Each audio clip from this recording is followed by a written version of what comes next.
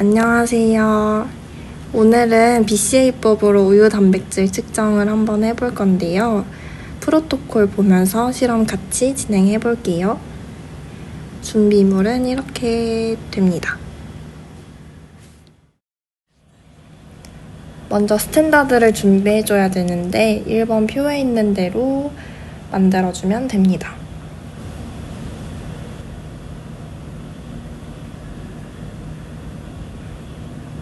여기 쓰여져 있는 다일루언트는 오늘 3차 증류수를 사용할게요. 먼저 EP 튜브를 준비해서 라벨링을 해줍니다. 저는 스탠다드 앞글자를 따서 S1부터 S9까지 적어줄게요. 쭉쭉쭉쭉 9개 적어줍니다.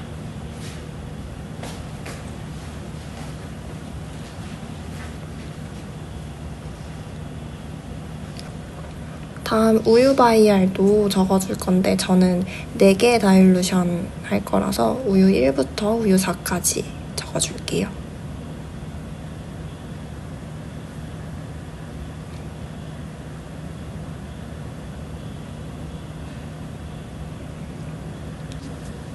라벨링을 다 해줬으면 이제 물을 먼저 넣어줄 건데요. 3차 증류수를 바이알 2번부터 9번까지 표에 맞게 볼륨 잘 체크해서 넣어줍니다.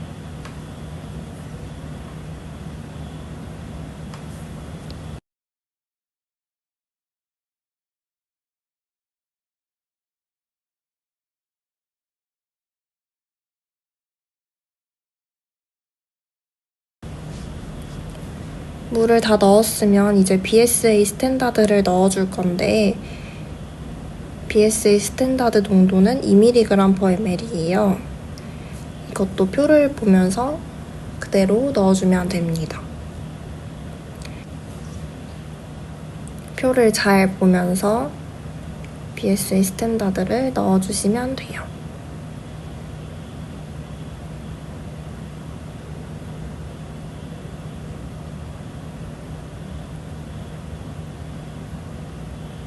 스탠다드는 사용하기 전에 한번 부드럽게 흔들어 주시고요.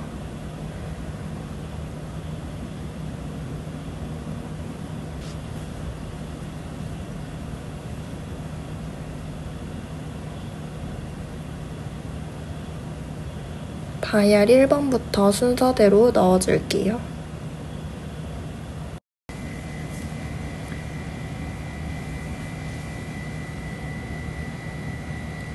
바이알 4번은 바이알 2번 스톡을 175마이크로리터 따서 넣어주면 됩니다. 나머지 5번부터 8번까지도 표에 적힌 대로 헷갈리지 않고 잘 넣어주시면 돼요.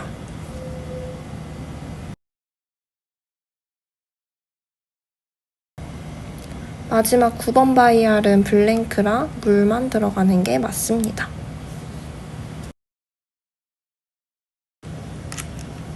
우유 뒤에 영양성분을 보니까 100ml에 3g 정도 단백질이 들어있더라고요. 이걸 ml로 계산해보면 30mg/ml인데 이 BCA법의 레인지가 2mg/ml이 탑농도이기 때문에 희석을 10배 이상 해줘야 돼요. 우유를 10배 희석하면 3mg/ml인데 3mg/ml도 스탠다드 레인지에 벗어나지만 그래도 궁금하니까 10배 희석액부터 시리얼 다일루션으로 2배씩 총 4회 다일루션 해볼게요. 우유를 소분해줍니다.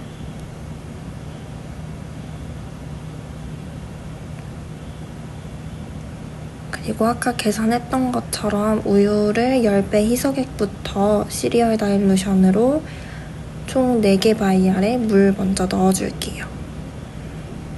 바이알 1번에는 물 900, 2, 3, 4번에는 물 500마이크로리터씩 넣어주고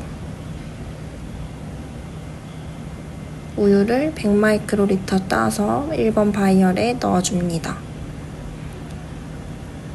그리고 500마이크로리터씩 시리얼 다일루션 해줄게요. 이제 워킹 리젠트를 만들어 줄 건데 오늘은 마이크로 플레이트를 이용해서 측정할 거예요. 얼마나 필요한지 먼저 계산을 해보면 스탠다드가 총 9개의 트리플리케이트로 실험을 진행할 거라 곱하기 3 그리고 샘플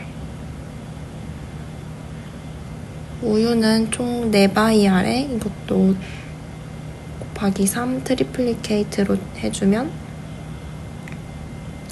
총 39L에 200마이크로리터씩 넣을 거예요. 그럼 우리가 필요한 워킹 리젠트는 7800마이크로리터.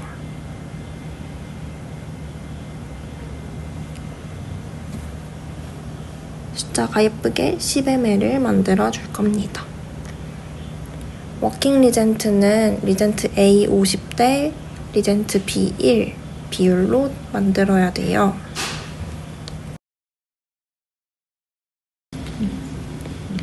이렇게 계산해서 만들어 줄 거고 15ml 코니칼의 워킹 리젠트를 만들어 줄 겁니다. 리젠트 A를 9800마이크로리터 넣어요. 한 번, 두 번, 세 번, 네 번, 5번, 6번, 7번, 8번, 9번, 800, 한 번. 이제 리젠트 B를 200마이크로 넣어주면 끝이에요.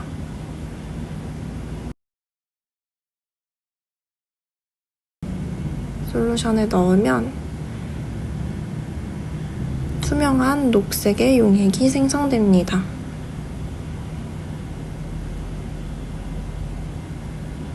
볼텍싱을 잘 해주고 이제 스탠다드와 측정 시료를 96의 마이크로 플레이트에 웰당 25마이크로리터씩 넣을 거예요. 헷갈리지 않게 네임펜으로 라벨링 먼저 해줍니다.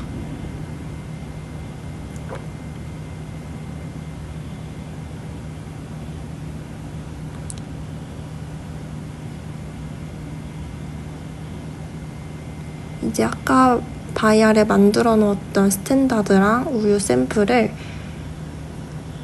트리플리케이트로 3웰씩 25마이크로리터 넣어줄게요.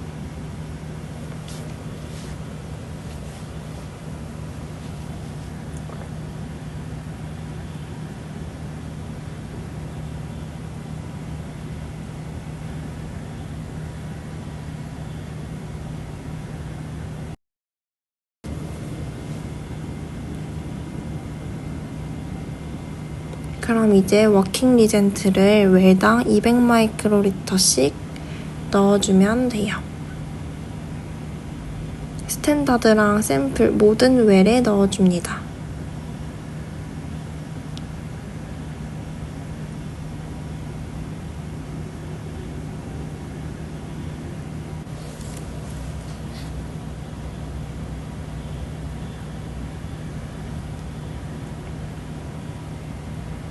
벌써 이렇게 색이 바뀌고 있죠.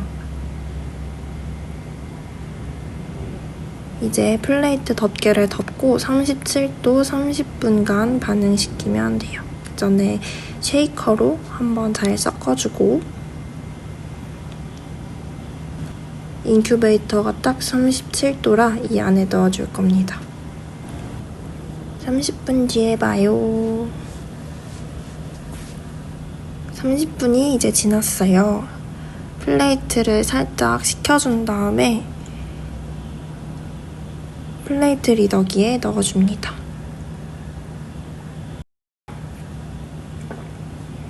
흡광도는 562나노미터에서 측정하면 됩니다. 영역을 선택해주고 리딩하면 실험 끝.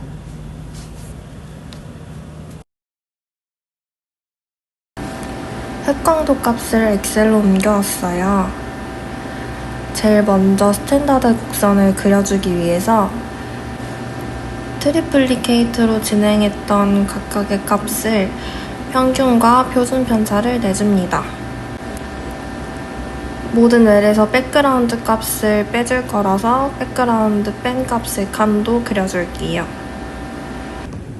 이렇게 쭉 내려주고 소수점 아랫자릿수가 지저분하기 때문에 한 둘째 자리까지 반올림해서 정리해줄게요.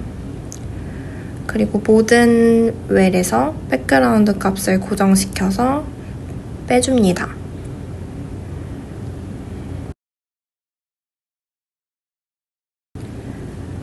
그리고 스탠다드 그래프를 그려줄 건데 분산형으로 그려줄게요. 데이터 선택, 추가, 계열 이름은 스탠다드로 잡아줄 거고요.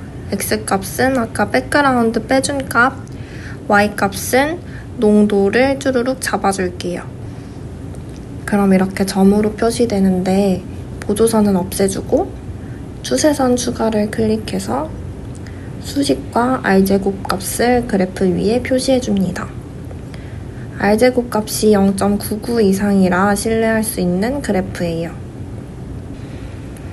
그럼 이제 측정한 우유 샘플을 가지고 와서 그려놓은 그래프에 대입을 해주면 됩니다.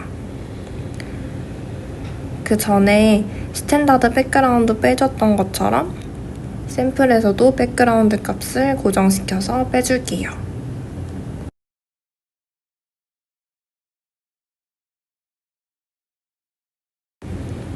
백그라운드 빼준 값을 가지고 그래프에 대입을 해줍니다. 근데 여기 희석 배수 10배짜리의 OD 값이 스탠다드 탐농도의 OD 값보다 높게 나왔어요. 측정하고자 하는 샘플의 OD 값이 스탠다드 밖으로 벗어나면 안 되기 때문에 10배 희석 배수의 이 값은 제외하고 계산해 줄게요. 그럼 이제 그래프에 대입해서 계산한 값을 가지고 평균과 표준 편차를 내줍니다.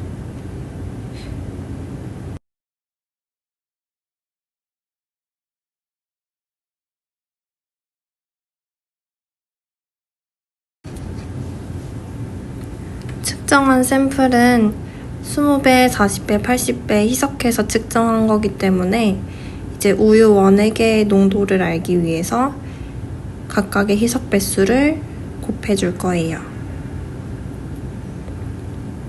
이렇게 계산을 해주고